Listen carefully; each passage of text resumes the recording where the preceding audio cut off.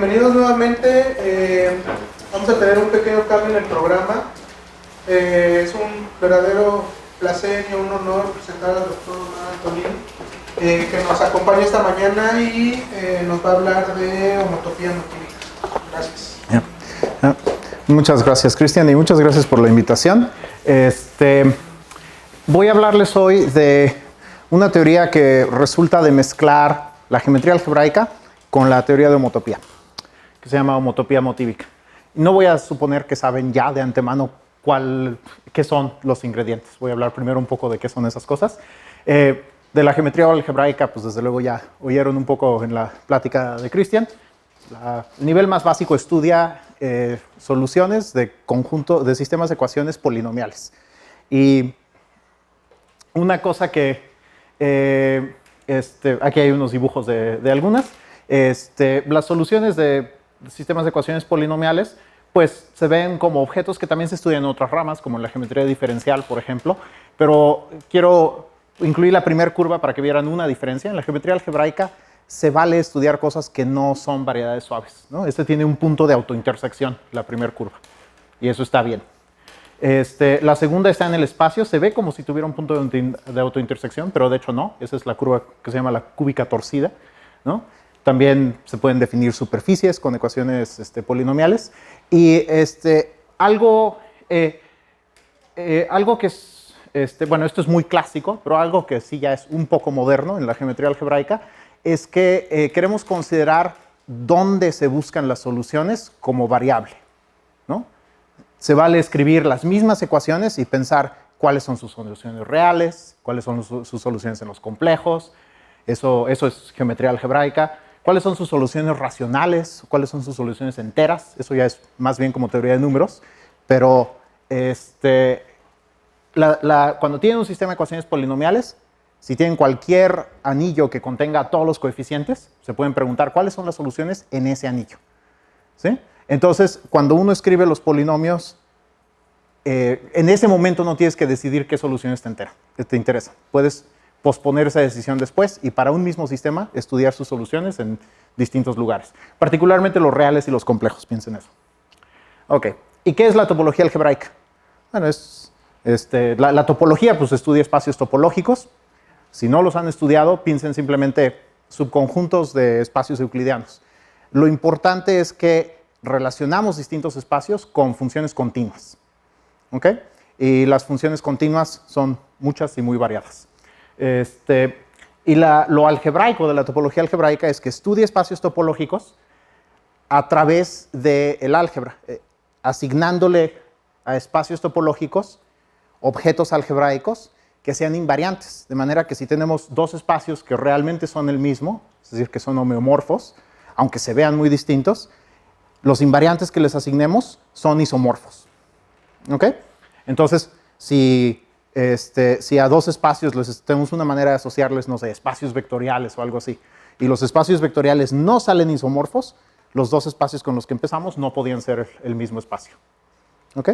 Y eso es bueno porque a veces es muy difícil reconocer cuando dos espacios son homeomorfos. Se pueden ver muy diferentes y ser el mismo. Ok. Entre los invariantes más populares de la topología algebraica están los llamados grupos de homotopía, los grupos de homología y los de cohomología. Si no saben qué son esas cosas, ahorita les doy un curso de 2 minutos de topología algebraica. Van a aprender a calcular homología en esta lámina. Aquí a la izquierda tengo un dibujo de una gráfica. Tiene 6 vértices, están conectados con 7 aristas, ¿no? Pues piensen en la gráfica, olvídense de los números y de las letras, los puros puntitos y rayas. Eso es un dibujo de un subconjunto del plano, ¿no? Y si ustedes se imaginan caminando solo sobre la gráfica, pues pueden hacer recorridos que empiecen en un punto y terminen en el mismo punto, y algunos de esos rodean una región del plano y otros no, ¿no? Por ejemplo, si empiezo en el vértice 2 y camino hacia el 1 y luego de regreso por la arista A, eso no rodea ninguna región en el plano. Pero en cambio, si recorro uno de los triangulitos, por ejemplo el 2, 3, 6, eso rodea una región en el plano, ¿no? El álgebra nos puede decir cuántos de estos hoyos hay, cuántos huecos tiene la gráfica adentro. ¿Cómo hacen eso? Pues ponen la matriz de adyacencia de la gráfica.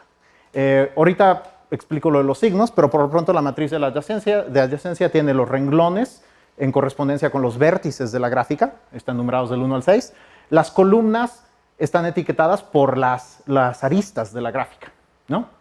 Y luego en cada columna, que corresponde a una arista, pongo unos donde están en los renglones que corresponden a los extremos de la arista. Y pongo ceros en el resto de la columna. Y después arbitrariamente escojo uno de esos dos unos en cada columna, lo cambio por un -1, ¿no? Eso corresponde a escoger arbitrariamente en qué dirección va la arista, ¿no? Por ejemplo, la arista D tiene un -1 en el renglón 2 y un 1 en el renglón 5. Y eso quiere decir que estoy pensando que la arista D va desde el vértice 2 hacia el vértice 5. ¿Ok? Y entonces, ahora, ¿cómo pueden usar álgebra para encontrar los hoyos de la gráfica? Pues esta matriz tiene un núcleo, ¿no? Fíjense en los vectores, tales que D por el vector da 0, ¿no? Cada paseo alrededor de una región del plano corresponde a uno de estos. Por ejemplo, el triángulo con las aristas BGE, con esos puedo formar el vector B más G menos E. Aquí estoy pensando que las aristas son los vectores de la base canónica de R7, ¿no? Entonces B más G menos E es ese vector en R7, 0, 1, 0, 0, menos 1, 0, 1. Ese está en el núcleo de D. D por esa cosa da 0, como pueden checar fácilmente, ¿no? De hecho, para que dé 0 como quiero que dé 0, sé cómo escoger los signos de B, G y E. Por eso la E tiene menos. Entonces, el núcleo de D, si lo calculan sobre un espacio vectorial, es un espacio vectorial sobre un campo, perdón.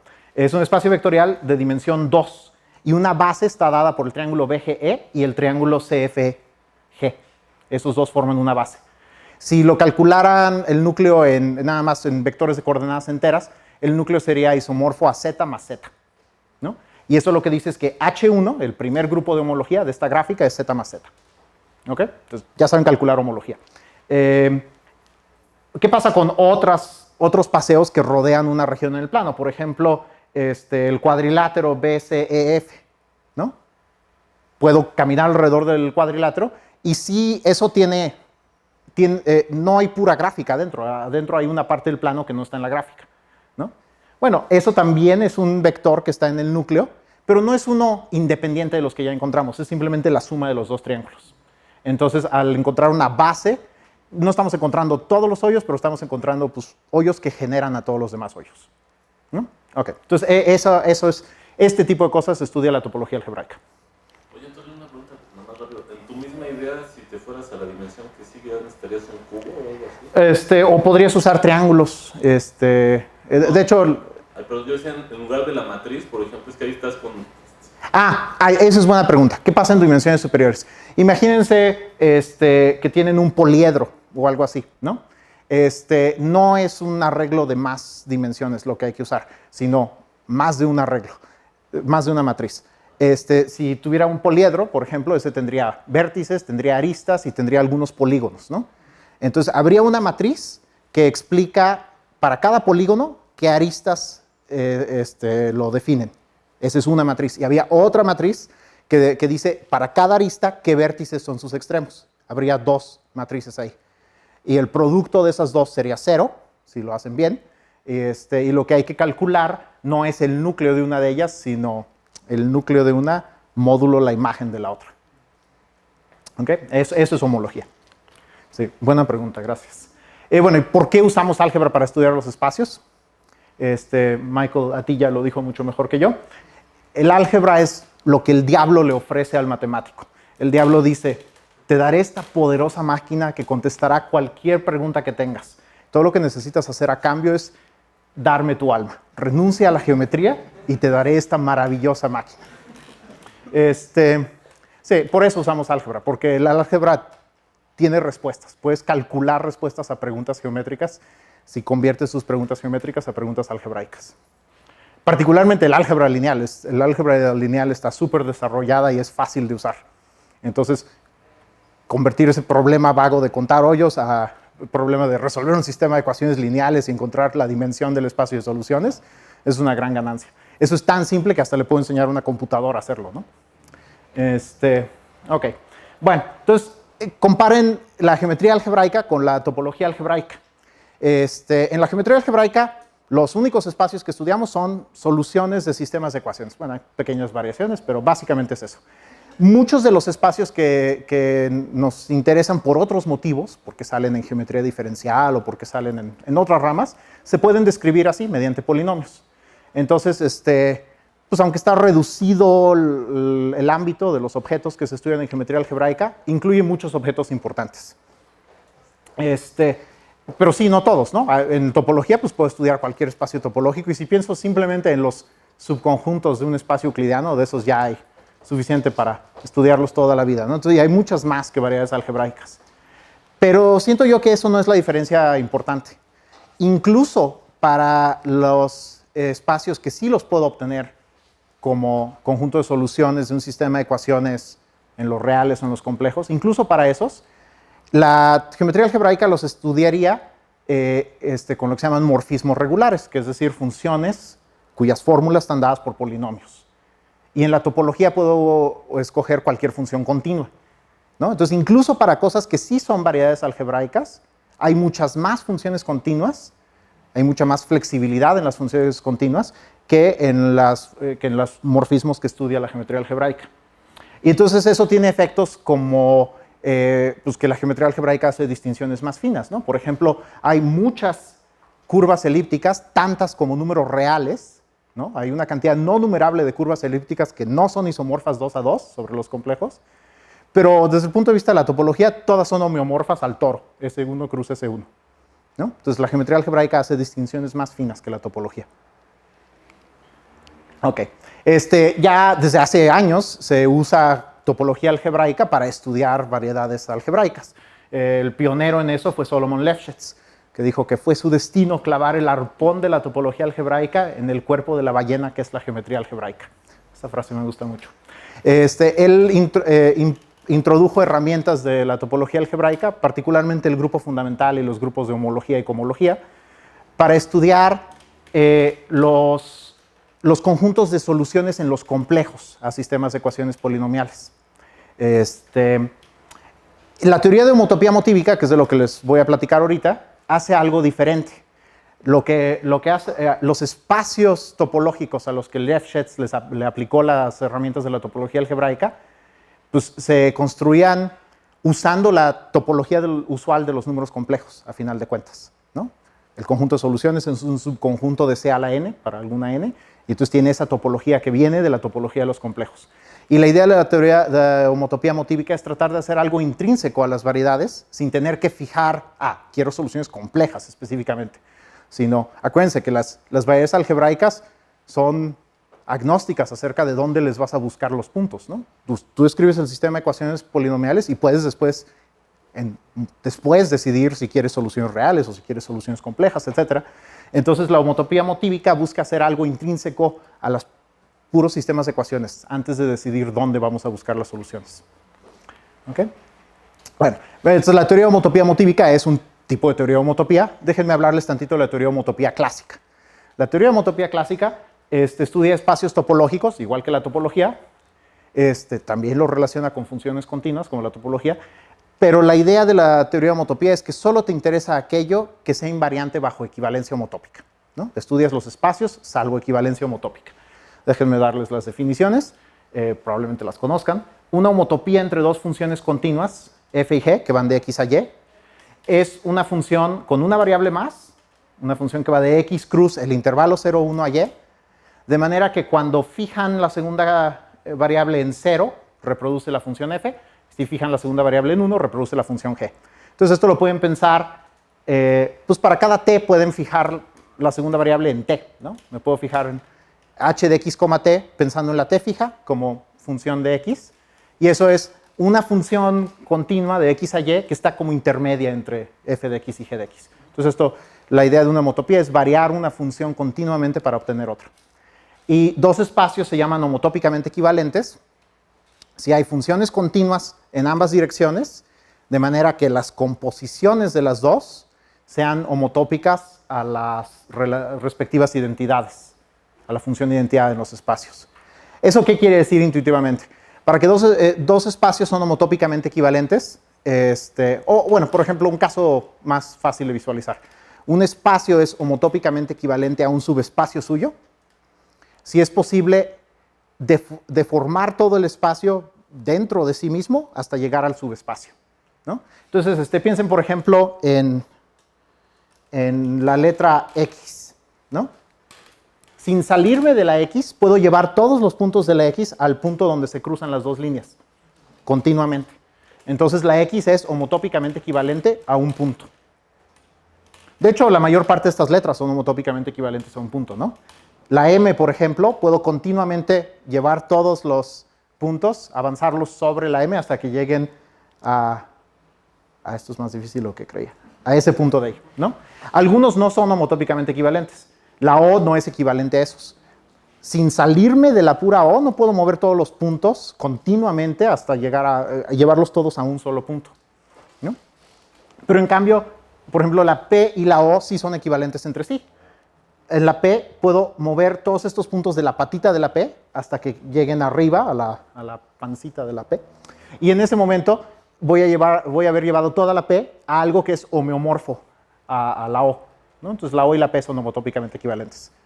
Entonces, un buen ejercicio para ver si entendieron intuitivamente qué es equivalencia homotópica es clasifiquen todas estas letras de acuerdo a cuáles son equivalentes homotópicamente a otros. Casi todas son homotópicamente equivalentes a un punto. Van a ver que aquí básicamente depende del número de hoyos que tenga. Ok, ¿qué herramientas usa la teoría de homotopía? Pues usa las herramientas de la topología algebraica que ya había explicado. Cuando las mencioné primero dije que pues, son invariantes que a espacios homeomorfos le asignan objetos del álgebra que son isomorfos entre sí. Pero pasa algo mejor o peor, depende de tu punto de vista. A espacios que son homotópicamente equivalentes les asocian también estructuras algebraicas isomorfas, ¿no? O sea, estos invariantes que se supone que vamos a usar para distinguir espacios no pueden distinguir entre espacios que son homotópicamente equivalentes. Eso puede ser mala noticia si les gustan mucho la topología general, o puede ser buena noticia si les interesa la equivalencia homotópica, ¿no? Entonces, el estudio de esos invariantes en particular realmente pertenece a la teoría de homotopía, porque son invariantes del tipo de homotopía del espacio. Ok, entonces ahora sí vamos a empezar a hablar de homotopía motívica. Ahí les va primero una versión ingenua. Perdón, me brinqué las definiciones. Los grupos de homotopía de un espacio se definen como el conjunto de clases de homotopía de funciones continuas de una esfera Sn en X, ¿no? Ese es el enésimo grupo de homotopía de X. Eso no explica por qué se llama grupo. Hay una manera de darle estructura de grupo. Pero piensen nomás en el conjunto de clases de homotopía de funciones de Sn en X, ¿no? Y la homología y la cohomología, pues es un poco más complicado de definir, pero como les indiqué un poco en dimensiones bajas hace unas láminas, depende se define en términos de como una triangulación, ¿no? Entonces tengo esta familia de politopos, el delta n es uno de dimensión n, es lo que se llama el simplejo de dimensión n, lo pueden pensar como los puntos en Rn más 1, que están en todas las coordenadas son no negativas y las coordenadas suman 1, ¿no? Y la homología y la cohomología son ligeramente complicadas de definir, pero se definen en términos de funciones continuas de este delta n en X. ¿Ok? Entonces, si quiero hacer una teoría de homotopía para variedades, puedo imitar aquellas definiciones, nomás que voy a tener que escoger sustitutos para el intervalo, que aparece en la definición de homotopía, para las esferas, que aparecen en la definición de grupos de homotopía, y para los simplejos delta n, que aparecen en la definición de homología y cohomología, ¿no? Pero si yo escojo variedades que sustituyan a esos, puedo imitar las definiciones, ¿no? Entonces vamos a hablar primero de sustituir el intervalo. Pues el intervalo, ¿para qué lo estábamos usando en la idea de homotopía? Para captar la noción de una trayectoria, ¿no? De una curva que va de un punto a otro. Y pues el intervalo funciona porque es el más simple que hay. Tienes dos puntos y la curva más sencilla que los une, un segmento recto, ¿no? En geometría algebraica, la curva más sencilla que une un par de puntos sería una recta completa. La geometría algebraica realmente no estudia cosas como segmentos. Pero entonces, pues, podemos pensar sustituir al intervalo 0, 1 por lo que se llama la recta afín, ¿no? Y esta es la idea central de la homotopía motívica. Vamos a tratar de tomar homotopías donde la recta afín juega el papel del intervalo. Entonces, la definición Este es un poco ingenuo, pero digamos que decimos que dos morfismos entre variedades, y acuérdense que esos morfismos tienen que estar dados por fórmulas polinomiales, ¿no? Son homotópicos, ingenuamente, si hay un morfismo de X cruz la recta fin, que restringido al 0 en la recta fin me da F, y restringido al 1 en la recta fin me da G, ¿no? Ok. Tiene varios inconvenientes esta definición ingenua, por eso se llama ingenua. No hay suficientes morfismos para muchas variedades. Piensen, por ejemplo, decidir si un espacio es conexo por trayectorias, es decir, si entre cualesquiera dos puntos hay una trayectoria que los conecta. Es una noción pues, muy útil en topología, en teoría de homotopía o en topología, ¿no? El análogo con esta definición pues, sería preguntarnos si cualesquiera dos puntos X los puedo conectar con un morfismo regular desde A1. Pero aquí hay el problema que para muchas variedades X no hay casi morfismos desde A1. Hay bastantes variedades X perfectamente normales y que valen la pena estudiarse, para lo cual todos los morfismos desde A1 son constantes. Un ejemplo es si a A1, si a la recta, le quito el origen, entonces pensarían, bueno, a ver, no sé, a lo mejor mi intuición es la de tomar soluciones en los reales, ¿no? Entonces A1 es los reales, le quito el origen, pues sí, se desconecta, ¿no? Pero me quedan dos pedazos. Podría pensar ingenuamente, ¿no? Están los reales positivos y los reales negativos. Pues no puedo conectar dos puntos distintos en esa cosa. Todos los morfismos regulares de A1 a A1 menos el origen son constantes, ¿no? O podrían pensar que su intuición es de los complejos, ¿no? A1 es la recta compleja, eso es lo mismo que el plano complejo, desafortunadamente. Y pues le quito el origen, lo que queda debe ser conexo por trayectorias, dice nuestra intuición que viene de la topología. Pues no, por esto, son constantes los morfismos.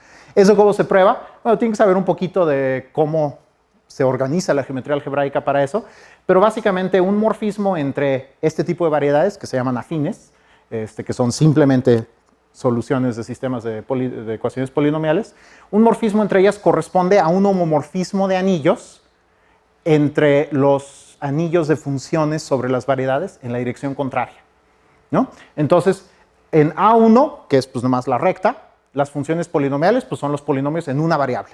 Es una variable porque la recta es de dimensión 1. Ahora, si quito el origen, ¿qué nuevas funciones regulares tengo? Pues básicamente ahora se vale dividir entre t, porque t no puede ser 0, ¿no? Entonces las funciones regulares son anillos en t y t a la menos 1. Y si busco un homomorfismo de anillos de este a este, pues veo que la t tiene que ir a un polinomio en x que tiene que tener inverso multiplicativo. Y los únicos polinomios con inverso multiplicativo son las constantes. Bueno, las constantes distintas de 0, ¿no? Pero, o sea, no puede de hecho involucrar la x. Entonces, t a fuerzas va a una constante. Y eso lo que les dice es que el morfismo completo era constante. Todo el A1 va a ir a un solo punto. Ok, esa es una desventaja. Otra desventaja.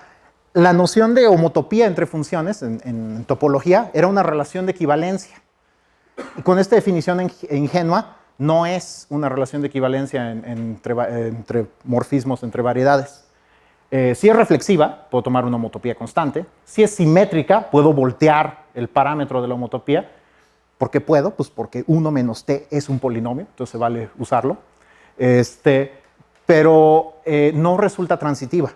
¿Por qué? Bueno, pues primero pensemos por qué sí era transitiva la de espacios topológicos. Tengo una homotopía de f a g y otra de g a h. Cada una de ellas es una función de x cruza el intervalo en y, ¿no? Entonces, pegando estas dos, pues puedo definir una función de x cruz este espacio d a y, donde d, ¿qué es?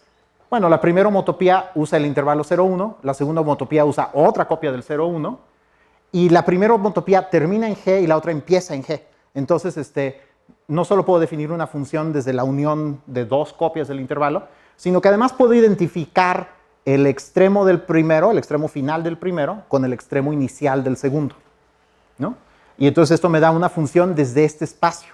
Y ese espacio, si agarran dos intervalos y los pegan por los extremos, les queda homeomorfo de nuevo al intervalo. Entonces el resultado que tienen aquí lo pueden de nuevo interpretar como una homotopía. Y eso es lo que prueba la transitividad, ¿no? Ahora traten de imitar esa demostración en álgebra. tendrían que tener la recta fin, otra copia de la recta fin, identificar el punto 1 aquí con el punto 0 acá. ¿Y qué les queda? Les queda una cruz, ¿no? Si tienen dos rectas y pego un punto de uno con un punto de la otra, obtengo una cruz que es como los ejes coordenados en el plano afín, ¿no? Entonces, el análogo de D acá en geometría algebraica sería la unión de los dos ejes, que está dado por la ecuación x y igual a 0, ¿no? Y de nuevo tenemos un problema, no tiene muchos morfismos desde A1. Cualquier morfismo desde A1 a la unión de los dos ejes, en topología sí se vale pues, que la recta empiece en un eje, llegue al origen, dé la vuelta y se suba a la otra recta. Eso no se puede hacer con polinomios. Con los morfismos de A1 a los dos ejes, siempre se quedan atrapados en uno de los dos ejes, ¿no? Entonces no puedo conectar el 0 negro con el 1 rojo. ¿Ok? Por eso no es transitiva. Pero bueno, eso lo podemos arreglar con un truco. Decimos, ok, nos equivocamos. La noción de homotopía ingenua no es tan ingenua como habíamos dicho, ¿no? Hay que tomar la relación de equivalencia generada por la que habíamos dicho. Pero de todos modos es una cosa impráctica y difícil de trabajar con ella. Aquí les va un ejemplo. Bueno, un ejemplo donde sí se pueden hacer las cuentas. Esto no los va a convencer de que es muy difícil. Pero piensen, por ejemplo, en un campo. En geometría algebraica hay muchos tipos de puntos. Hay un tipo de punto por cada campo, básicamente, ¿no? Y piensen entonces en el punto que corresponde al campo K y un morfismo de ahí a SLN. SLN consta de las matrices de n por n cuyo determinante es 1. Matrices de n por n cuyo determinante es 1 con entradas ¿dónde? Eso se deja variable. En la geometría algebraica puedes escoger después dónde estás buscando las entradas. ¿Ok? Todos los morfismos son homotópicos de la manera ingenua entre sí. Eso lo que quiere decir es que SLN es conexo por trayectorias, o al menos sus puntos en el campo K son conexos por trayectorias. ¿Y eso cómo lo prueban? Bueno, hay una versión ligeramente más sofisticada de eliminación gaussiana para matrices cuyo determinante es 1. Normalmente cuando quieren escalonar una matriz necesitan hacer operaciones elementales de renglón, como la que está indicada aquí, que es sumarle lambda veces un renglón a otro. Necesitan poder multiplicar un renglón por un escalar y necesitan poder intercambiar dos renglones. No es muy difícil probar que si el determinante de la matriz con la que empezaron era 1, no necesitan intercambiar renglones y no necesitan multiplicar renglones por un escalar. Se puede hacer todo con operaciones de renglón, a un renglón sumarle un múltiplo de otro. Ahí se los dejo de torito. Eso es una pregunta de pura álgebra lineal. ¿Ok? Entonces, bueno, usando eso, sé que cualquier matriz en SLN se va a poder escribir como producto de las matrices que corresponden a las operaciones elementales de renglón. Y esas son de esta forma. Y pues hay una homotopía obvia entre esta y la identidad, ¿no? Simplemente la lambda la cambio por lambda t. Y ahora tengo una nueva fórmula también dada por polinomios, donde si t es 1, obtengo esta. Y si t es 0, obtengo la identidad. Entonces, con esta homotopía, tengo mi matriz expresada con un producto de varias de estas, ¿no? Y hago simultáneamente esta homotopía en todos los factores y todos los llevo a la identidad. Entonces, conecté a una matriz arbitraria en SLN con la identidad. ¿Ok? Entonces, bueno, ok, SLN es conexo. Eso es buena noticia. GLN, su intuición de... No sé, ahí hay intuiciones conflictivas, ¿no? Si toman GLN de los reales, matrices invertibles en los reales, no esperan que ese espacio sea conexo, ¿no? Unas tienen determinante positivo y otras tienen determinante negativo, y no puedo conectar una de determinante positivo con una de determinante negativo sin pasar por determinante cero. Ok. Pero la intuición en los complejos les diría que sí es conexo, ¿no? Entonces, ¿cuál es la realidad? Pues la realidad es que depende de qué campo tomes. Así de simple. Entonces, si tomo morfismos de spec de K, donde K es un campo, a GLN, no espero que todas sean homotópicas entre sí. Y de hecho, les dejo de ejercicio probar que las clases de homotopía están en biyección con los escalares distintos de cero en el campo. Y esa biyección está dada por tomar el determinante de la matriz. ¿Ok? Pista para el ejercicio, simplemente usen un argumento de este estilo. Ok, bueno, entonces eso era acerca del análogo del intervalo y el análogo de la homotopía, ¿no? Para definir los grupos de homotopía necesitaba yo esferas, ¿no? Entonces, ¿cuáles son los análogos de las esferas? Tengo que buscar una variedad que funcione como la esfera SN. Y aquí me voy a simplificar un poco el trabajo notando que hay una operación clásica con espacios topológicos llamada el producto smash, que alguien debería de inventarle un nombre en español, que me permite obtener todas las esferas a partir del círculo de S1. ¿Okay? El producto smash, si no lo conocen, es fácil de definir. Si quiero tomar el producto smash de dos espacios X y Y, que tienen puntos base X0 y Y0, lo que hago es que formo el producto, X por Y, y luego adentro del producto hay una como crucecita, que es X cruza el punto base de Y, unión, el punto base de X cruz Y, ¿no? Entonces se ve como, por ejemplo, si X y Y son los reales y los puntos base son el 0 en ambos casos, pues el producto es el plano R2 y esta cosa de aquí, esta unión, son los dos ejes precisamente, ¿no? Y entonces para formar el smash agarran esa unión y la colapsan a un solo punto. Y es muy fácil de ver que si tomo S1 y tomo el producto smash consigo mismo n veces, obtengo la esfera SN. Otra manera de obtener la esfera SN a partir de S1 es con la operación que se llama suspensión. Suspensión es de hecho lo mismo que tomar el smash con S1, pero aquí les va una descripción diferente. Para tomar la suspensión de un espacio X, lo que hago es que tomo X y construyo el cono con base X, tomo otra copia más de ese cono y los pego por la base. ¿Ok? Entonces, si se imaginan haciendo eso con un círculo, pues van a tener primero un cono, como uno de esos vasos de papel para... sí, lo podría dibujar, ¿verdad? Si tengo S1, imagínense una copia del cono acá arriba, otra copia del cono acá abajo, y los pego por sus bases. Entonces, lo que obtengo es una esfera, un poco puntiaguda, pero es una esfera, ¿no? Es homeomorfo a S2. Y si suspendo S2, obtengo S3, etcétera, ¿no? Entonces, no necesito buscar análogos de todas las esferas por separado. Puedo buscar análogos de S1 o S2 o algo así y generar las demás con estas operaciones. Bueno, a ver, pues vamos a buscar de nuevo intuición de tomar puntos reales o puntos complejos. ¿Qué variedades simples sé que cuando tomo las soluciones a sus sistemas de ecuaciones en los reales o en los complejos, me dan algo que es homotópicamente equivalente a una esfera? Y aquí hay una tablita de algunas. Si a la recta fin le quito el origen, los puntos reales son pues, los reales menos el origen. Me quedan dos intervalos, cada uno es homotópicamente equivalente a un punto. Entonces eso me queda 2 puntos, que es la esfera de dimensión 0, ¿no? En los puntos complejos, ¿qué es? Pues si tengo el plano real, que es la recta compleja, y le quito el origen, todo lo que queda los puedo retraer a los complejos de norma 1, que es un círculo, ¿no? Entonces eso es homotópicamente equivalente a S1. Para la recta proyectiva, pues la recta proyectiva real es S1, la recta proyectiva compleja es la esfera de Riemann, que es un S2, ¿no? Y otra cosa que puedo hacer, esto no es exactamente una variedad, por eso puse una nota al pie de página, pero otra cosa que puedo hacer es pues, empezar con ¿cómo puedo formar S1 a partir del intervalo? Pues agarro el intervalo y le identifico los dos extremos, ¿no? A1 era nuestro sustituto del intervalo, entonces le puedo intentar hacer eso a A1. Puedo agarrar A1 e identificar el 0 y el 1. Los puntos reales de esto pues, serían homotópicamente equivalentes a S1.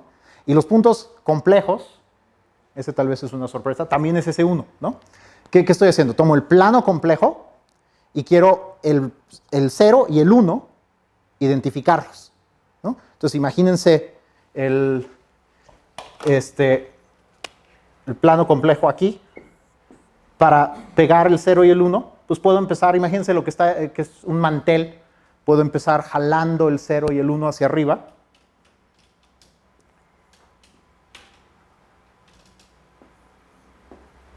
¿No? Y después ya puedo pegarlos, ¿no? Y lo que queda es homotópicamente equivalente a un círculo. Ya que los pegue, cuando de hecho se toquen estos, hay un círculo aquí, ¿no? Y todo el resto del plano lo puedo llevar a ese círculo. ¿Ok? Entonces eso queda S1. ¿Ok? Bueno, entonces estos son las variedades y cosas parecidas a variedades donde vamos a buscar nuestra inspiración para encontrar círculos. Bueno, esta tabla es muy confusa, ¿no? No se deciden de qué dimensión son. Yo quería un análogo de S1. ¿Cuál es el análogo de S1? ¿Es este? ¿Es este? ¿Es este? Hay S1s por todos lados, ¿no? También hay... Y en la misma cosa la puedo pensar como, no, pues mi intuición me dice que es de dimensión 1 o mi intuición me dice que es de dimensión 2, ¿no? Esto es un relajo. ¿Cómo se arregla eso?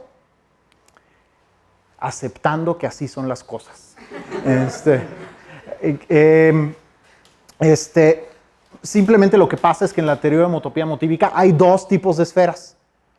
Hay dos en lugar de... Esa es una diferencia marcada que tiene con la topología algebraica, donde solo hay un tipo de esferas.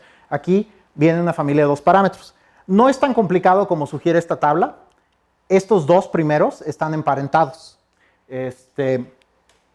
La recta proyectiva la puedo construir así.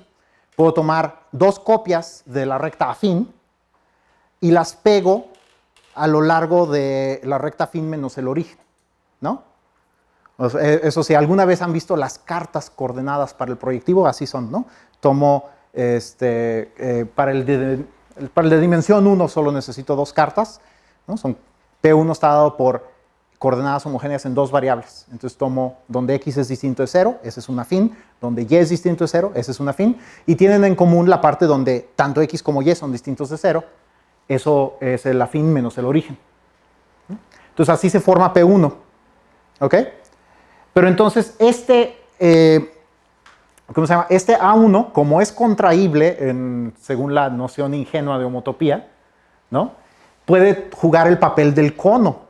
¿El cono qué era? Para propósitos de esta construcción, si lo único que me interesa es el tipo de homotopía del resultado, el cono era cualquier espacio contraíble que tuviera dentro a X, ¿no? Entonces, A1 lo puedo pensar como el cono de A1 menos el origen, ¿sí? Entonces, esta construcción es agarrar dos copias del cono y pegarlas por la base. O sea que P1 es la suspensión del otro. ¿Ok? Bueno, entonces ya, por lo menos, eso pone un poquito de orden en los ejemplos. Pero la otra esfera no tiene nada que ver con P1. Esa es la suspensión de la variedad que consta del 0 y del 1 solitos. ¿Ok? Entonces no está emparentado, bueno, no está obviamente emparentado y de hecho resulta que no está emparentado con el otro. Entonces tengo estos dos tipos de esferas y puedo tomar productos smash de cualquier número de copias de una y cualquier número de copias de otra y obtengo aquí era m, n. Y obtengo un montón de esferas distintas, ¿no? Una familia de dos parámetros. Entonces, cuando quiero hablar de grupos de homotopía en homotopía motívica, pues no nomás va a haber un pi n de una variedad, va a haber pi m, n, porque hay dos dimensiones de esferas. Ok. ¿Cómo voy de tiempo? Ya debería de estar acabando. ¿Qué? 20 minutos. Perfecto. Ok. Entonces, el otro invariante que habíamos dicho en topología algebraica era homología, ¿no? Y eso se definía en términos de funciones continuas cuyo dominio era el simplejo. Entonces vamos a tratar de buscarle un análogo en geometría algebraica. El simplejo, les recuerdo que estaba dado por esta definición, ¿no? Son los puntos de n más 1 coordenadas reales, no negativas, donde la suma de las coordenadas es 1, ¿no? Y si quiero un análogo definido con puras ecuaciones polinomiales, pues simplemente tiro a la basura lo que no son ecuaciones, estas desigualdades, y me quedo con la ecuación. Tengo suerte de que era polinomial, ¿no? Entonces, pues un buen análogo algebraico del simplejo es simplemente la variedad definida por la ecuación T0 más T1 hasta Tn igual a 1, ¿no? En el caso del simplejo, pues estaba tomando los puntos reales, pero aquí ya lo dejo a elegirse después. Está dado por esa ecuación y después puedo buscarle soluciones en varios lados, ¿no? Ok. Esa variedad es un hiperplano de dimensión n en el espacio afín de n más 1 variables. Entonces es isomorfo a un espacio afín de n variables. Es fácil darle el isomorfismo, ¿no? Por ejemplo, pueden decidir que las coordenadas en AN son T1 hasta Tn, y ya que saben cuáles son T1 hasta Tn, la T0 está determinada, ¿no? Entonces, este simplejo en geometría algebraica es simplemente un espacio afín. Y lo pueden usar para pueden imitar el resto de la definición de homología, que no les dije exactamente cómo va, pero todo el resto funciona. y les da una noción de homología para variedades, que desafortunadamente no es muy interesante, por el mismo motivo que la homotopía ingenua era decepcionante. No hay suficientes morfismos regulares de AN a X para la mayor parte de las X's que queremos estudiar. De nuevo, hay muchas X's tales que todos estos morfismos son constantes. Entonces, si tienen una de esas X's, la homología definida así va a sentir que X consta de un montón de puntos aislados y que no están pegados de ninguna manera, no va a haber ninguna geometría, solo va a haber la cardinalidad del número de puntos. ¿Y tiene sentido hacer todo esto en el mundo semialgebraico? Me imagino que sí, para incluir estas desigualdades. No he oído de nadie haciendo eso, no sé qué pase. Semialgebraico es nada más en vez... Además de ecuaciones, permites desigualdades. Y entonces, pues típicamente te restringes a los reales en este caso, o algún campo donde tenga sentido eso. Sí, no sé si eso se ha estudiado. Bueno, esta teoría de homología está cerca es una versión ingenua de una que sí es útil, que definió Andrei Suslin, pero la definición de Suslin, para quitarle lo ingenuo a esta, sí es bastante más complicada. ¿Ok? Bueno. Ya basta de versiones ingenuas de la teoría. ¿Cuál es la teoría de homotopía motívica de verdad? ¿Esa cómo se define? Bueno, ahora podemos hacerles teorías de homotopía hechas a la medida, para cualquier ocasión. ¿Qué necesita uno para mandar a hacer una teoría de homotopía? Necesitas empezar con una categoría de objetos, que son a los que les quieres definir una teoría de homotopía. Y eso de que sea categoría lo que quiere decir es que no solo hay que decir cuáles son los objetos, hay que decir qué morfismos entre ellos vamos a usar, ¿no? Y lo único otro que necesitan para hacer su pedido y mandar a hacer una teoría de homotopía es decir cuáles de esos morfismos desearían ustedes que fueran como isomorfismos. Eso se llaman equivalencias débiles por motivos históricos. Pero entonces nada más me dicen la categoría, cuál es la clase de equivalencias débiles, y hay una teoría de homotopía donde esas equivalencias débiles se portan como si fueran las equivalencias homotópicas de la teoría de homotopía clásica. La teoría de homotopía clásica se refiere nada más a espacios topológicos, pero estas hechas a la medida se pueden referir a cualquier tipo de objeto. ¿Ok? Esto es una idea como más moderna en la teoría de homotopía. Esto, pues probablemente es razonable darle el crédito de esto a Quillen en los 60s. Ok, aquí hay ejemplos de teorías de homotopías hechas a la medida.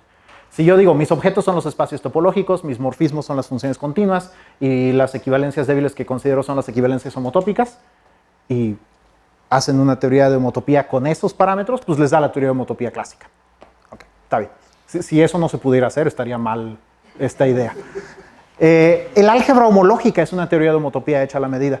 Los objetos son los complejos de cadena, los morfismos son los que se llaman morfismos de complejos de cadena, y las equivalencias débiles, que son las cosas que nos gustaría que fueran isomorfismos, pero simplemente no son, son, para obtener el álgebra homológica, lo que tenemos que escoger son los cuasi-isomorfismos, que son morfismos de complejos de cadena que inducen isomorfismos en los grupos de homología. Entonces, bueno, si saben álgebra homológica, esto tiene perfecto sentido, y lo que están tal vez ahorita aprendiendo es que es una teoría de homotopía hecha a la medida para esa situación. Okay. Gracias a ese ejemplo, esto de hacer teorías de homotopía adaptadas a una situación específica, luego se conoce como álgebra homotópica. Okay. Y así se llama el libro de Quillen, de hecho, álgebra homotópica. Ok, bueno, fíjense que en mi descripción de qué necesitan especificar para pedir que les hagan una teoría de homotopía a la medida, no mencioné homotopías, ¿no? Solo aparecen las equivalencias débiles, que son análogas a las equivalencias homotópicas, pero no directamente las homotopías. ¿Qué pasó? ¿Perdimos el concepto de homotopía? No, está implícito en cuáles son las equivalencias débiles. Eso tal vez no es obvio a primera vista, pero incluso en la teoría de homotopía clásica, decir cuáles son las equivalencias débiles define indirectamente la noción de homotopía entre funciones. Ahí les va cómo. Cuando tienen una teoría de homotopía de estas, se puede asociar a esa una categoría nueva, que es lo que se llama la categoría homotópica de la teoría de homotopía. Y esa categoría homotópica se forma de la siguiente manera. Para pedir su teoría de homotopía, tuvieron que especificar primero una categoría, ¿no? empiecen con esa. Lo segundo que especificaron fue un conjunto de equivalencias débiles, que son algunos de los morfismos en esta categoría. Bueno, a su categoría, a la fuerza, agréguenle inversos para las equivalencias débiles. Esto es parecido a la localización de anillos en álgebra conmutativa, ¿no?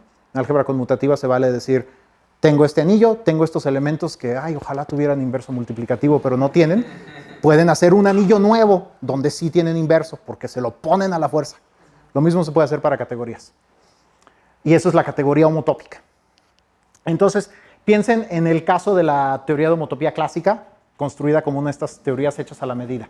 Déjenme convencerlos de que en la categoría homotópica, las funciones que eran homotópicas se vuelven iguales.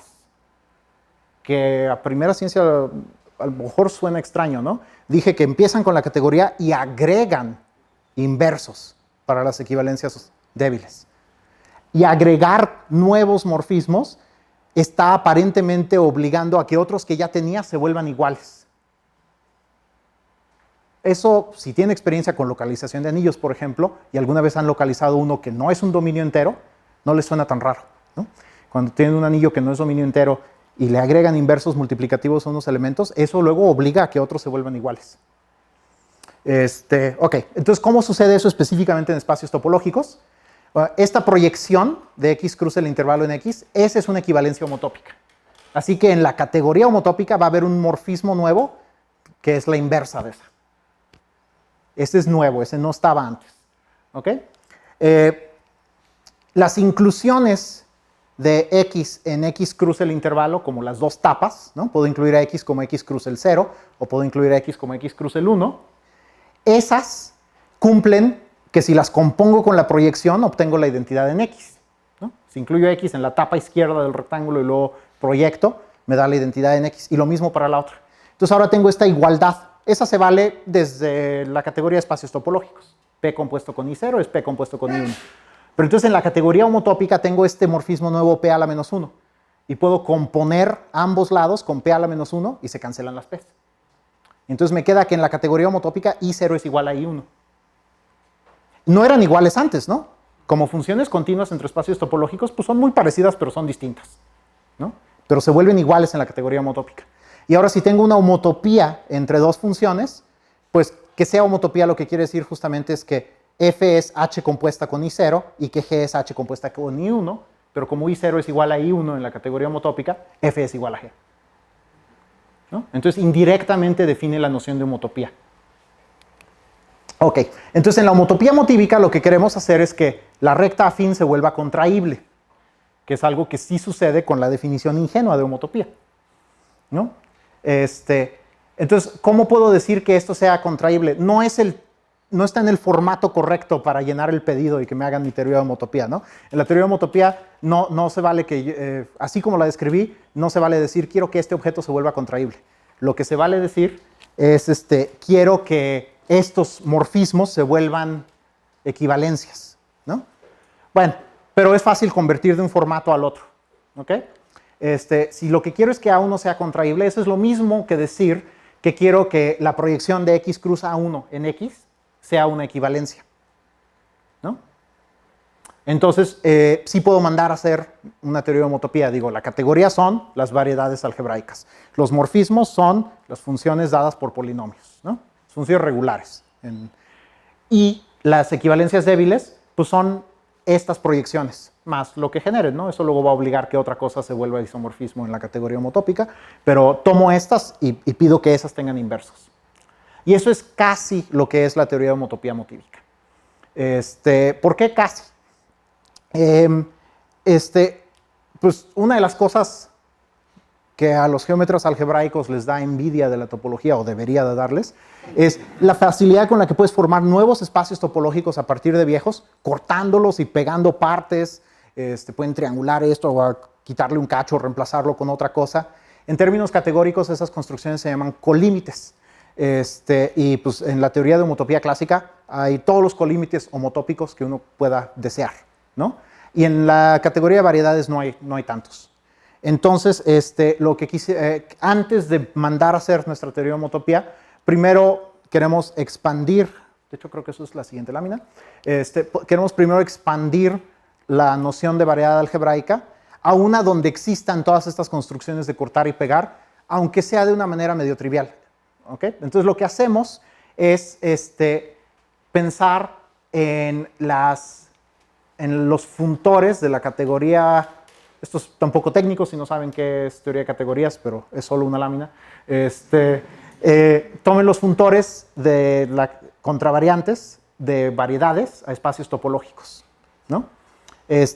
Cualquier variedad les da lugar a uno de estos, donde simplemente todos los valores que toma son espacios discretos, ¿no?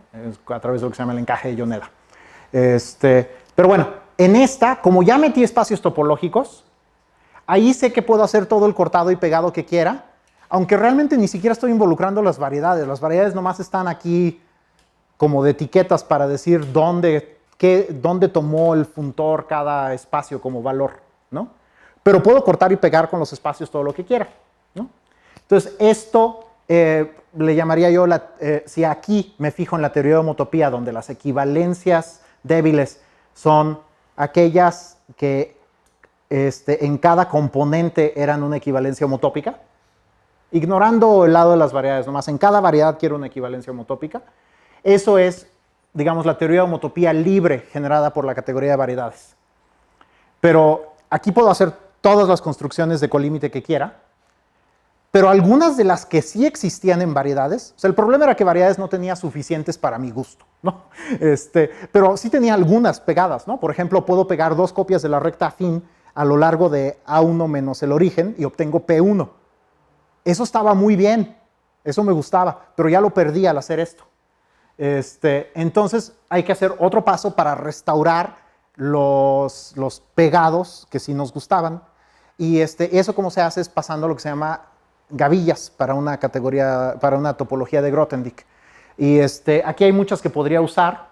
Tal vez el primer instinto sería usar la topología de Zariski, porque esos son justo el tipo de pegados de los que estaba hablando. Pero por motivos técnicos se prefiere usar la de Nisnevich. La verdad es que no les puedo dar una razón sencilla de por qué esa topología es mejor para este uso, pero esa es la que se usa en homotopía motívica. Una gran ventaja que tiene es que hay unos invariantes muy sofisticados de anillos que se llaman K-teoría algebraica, y la K-teoría algebraica, si hacen esta construcción con la topología de Zariski, no se vuelve una teoría no se vuelve representable. No importa qué significa eso, pero es algo altamente deseable. Y si usan en lugar de la de Zariski la de Nisnevich, sí se vuelve representable. Entonces, yo diría que eso solito es suficiente motivo para preferir la de Nisnevich para este uso. Ok, entonces ahora sí, ya que tenemos estas gavillas de Nisnevich en la categoría de variedades, y a lo largo de todo esto debía haber estado diciendo variedades suaves, porque las demás las pueden construir a partir de esas, entonces ¿para qué complican? Ahí ya pueden mandar a hacer su teoría de homotopía, agregando el requisito de que estas proyecciones sean equivalencias débiles. Y eso es la teoría de homotopía motívica. Y bueno, ¿para qué se inventó todo esto? La teoría de homotopía motívica la desarrollaron principalmente Vladimir Voevodsky, que está aquí en la foto, y Fabien Morel. Y Voevodsky, para lo que la usó, fue para demostrar la conjetura de Milnor. La conjetura de Milnor les da una fórmula, es medio complicado, ahorita explico cuál es la fórmula, para calcular el anillo de cohomología del grupo de Galois de un campo. ¿Ok? Entonces, la conjetura de Milnor dice lo siguiente: tomen un campo que no sea de característica 2, a partir de eso podemos formar un anillo que se llama la teoría acá de Milnor del campo, de la siguiente manera. Para cada escalar en el campo que no sea 0, ponen una nueva variable x sub a. Para cada a, una variable x a. Estas variables no conmutan entre sí, ¿no? Entonces formo un anillo de polinomios no conmutativos en una variable por cada elemento del campo que no sea 0. Y luego impongo la relación de que la variable x sub a por la variable x sub 1 menos a es 0, pues siempre que tanto a como 1 menos a sean distintos de 0. ¿Ok? Esta es una descripción complicada de un anillo. Me puedo fijar en, para cada n, el espacio vectorial de los elementos de este anillo que son de grado n, ¿no? Que involucran productos de n de las variables. Entonces, para cada n así obtengo un espacio vectorial, ¿no? Esos espacios vectoriales son los que se llaman la teoría K de Milnor de F, las partes graduadas de este anillo. Y la conjetura de Milnor lo que dice es que si reducen los coeficientes módulo 2 en este anillo, aquí no, cuando no dije, se entendía que estaba hablando de los enteros, ¿no? Ahora reduzcan módulo 2. Ese anillo que obtienen es el anillo de cohomología del grupo de Galois del campo, que esto es algo que le interesa mucho a los geómetros algebraicos. También le tienen un nombre más geométrico para eso, ¿no? Piensan en el campo como un tipo especial de punto, spec del campo es un punto, y esta cohomología es lo que se llama la cohomología etal de ese punto, que es algo que les interesa a los geómetros algebraicos. Si calculan la cohomología con coeficientes en Z2, la conjetura de Milnor les dice que les da este resultado. Y esta teoría K de Milnor se definió originalmente como una aproximación a la teoría K algebraica, que mencioné hace poquito, pero, bueno, y coincide con ella hasta grado 2, creo. Espero que eso sea cierto. Pero a partir de ahí difieren y la teoría K de Milnor cobró interés por sí misma. Entonces había mucho interés en esta conjetura.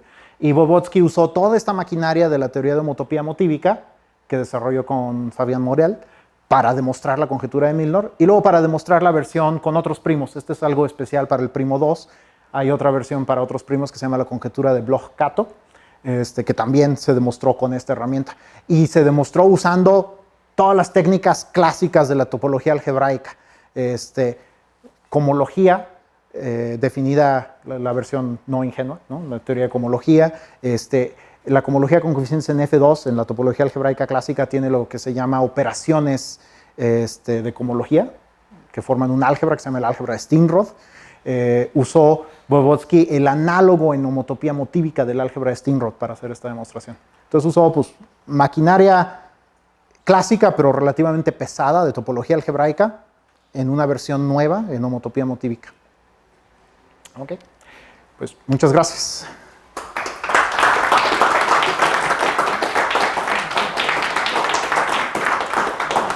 ¿Preguntas? Bueno, yo sí tengo una, que me interesa mucho, de hecho.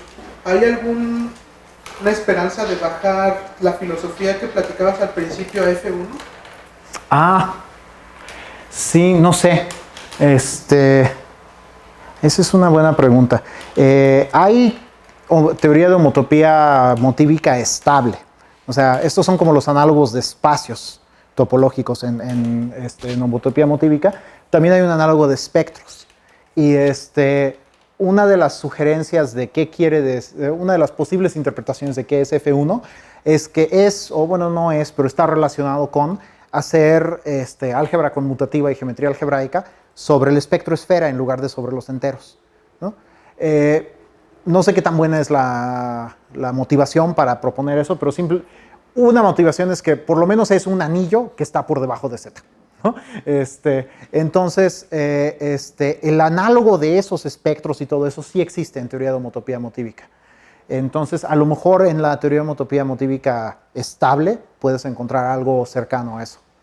Sí, porque me gustó mucho esta interpretación de, bueno, los objetos existen y ya luego nada más es chiste de dónde el que está trabajando con los interpreta, ¿no? Ajá. Pero pues si nos vamos hasta F1, teóricamente sí, podemos subir hasta donde queramos. Sí. ¿Alguna otra pregunta para Omar? Oye, entonces de cualquier operación homológica.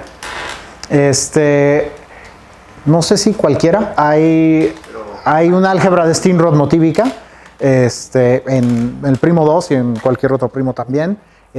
Hay otras operaciones en homología definidas para otras cosas, ¿no? Las operaciones de potencia definidas para álgebra sobre ciertas óperas. Algunas de esas también tienen análogos motívicos estudiados. La idea es que básicamente sí. O sea, como todas esas tienen una construcción que se puede decir como estos son los espacios de ingredientes y luego haces este diagrama y te fijas en el efecto en homotopía de este mapa. Todo eso se debería poder imitar. Entonces, no todo eso se ha estudiado todavía, ¿no? Pero sí, uno de los primeros grandes avances en homotopía motívica fue que Vygotsky calculó cuál es el álgebra de Steenrod motívica, dónde tiene generadores, qué relaciones satisfacen, etc. ¿Hay relaciones de Allen? Sí, hay un análogo de las relaciones de Allen. Sí. Se vuelve más complicado por el mismo motivo que los grupos de homotopía son más complicados. Tienes 2 grados. No. Sí, sí hay. ¿Alguna otra pregunta? Oye, ¿y estas homotopías? Bueno, la verdad no las entiendo bien, pero ¿también miden hoyos o qué onda? La idea es que sí, ¿no? Pero sí son algo como, pues, más abstracto, ¿no? Entre más lejos estés de la intuición original de, pues, esta curva rodea tal hoyo, pues, más abstracta es la relación, ¿no? Pero sí, son como, los miden de otra forma, ¿no? Porque involucran la estructura de variedad algebraica, ¿no? Incluso, por ejemplo, si estás trabajando sobre los complejos, todos estos grupos pues, tienen una acción de la conjugación, ¿no? Y pues, si estás trabajando sobre los complejos, siempre puedes tomar los puntos reales o los puntos complejos de una de tus variedades, y eso te da una manera de comparar los grupos que tienes en homotopía motívica con 2 juegos distintos de grupos en topología algebraica, los grupos de homotopía de los puntos reales o los grupos de homotopía de los puntos complejos, ¿no? Y entonces estudiar, entonces sí, o sea, sí miden hoyos de alguna manera, y esta comparación de la que estoy hablando te la relaciona con la manera usual de medir los hoyos, ¿no? Y estudiar estos grupos de homotopía motívicos ha permitido demostrar nuevas cosas acerca de los grupos de homotopía clásicos, ¿no? Nuevas cosas. Por lo menos ha permitido volver a demostrar más eficientemente cosas que ya se sabían de los grupos de homotopía, pero creo que también hay cosas genuinamente nuevas que se han probado así. Gracias. Bueno, le agradecemos a Omar y nos vemos a las 3.